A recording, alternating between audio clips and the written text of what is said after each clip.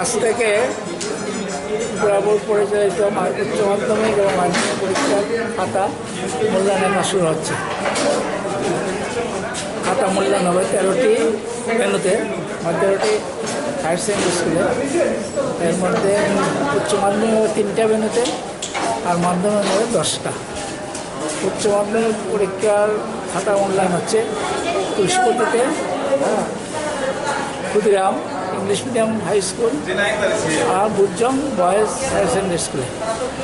আর মাধ্যমিক খাতা মূল্যায়ন হচ্ছে 10টা ভেন্যুতে, Bani Vidyapith, Bijoy Kumar girls, Burjong girls, Netaji Subhash Vidyaniketan, Shishu Bihar, Mahananda English medium, Mahananda academy আর নেতাজি সুভাষ বিদ্যানিকেতন।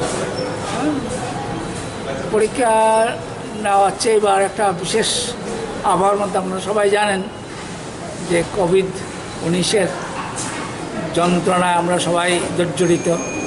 কাজেই এটার মূল কথা হচ্ছে সোশ্যাল ডিস্টেন্স বজায় রাখা।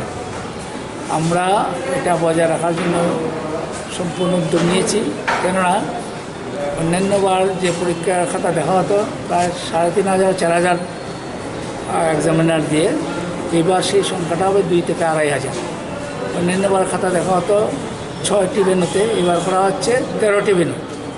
কাজেই রাফলি বোঝা যাচ্ছে গতবার যে ডিস্টেন্স ছিল দুজন এক্সামিনার বা স্টুডেন্টের মধ্যে, এবার সেই ডিস্টেন্স প্রায় 4 গুণ হয়ে যাবে।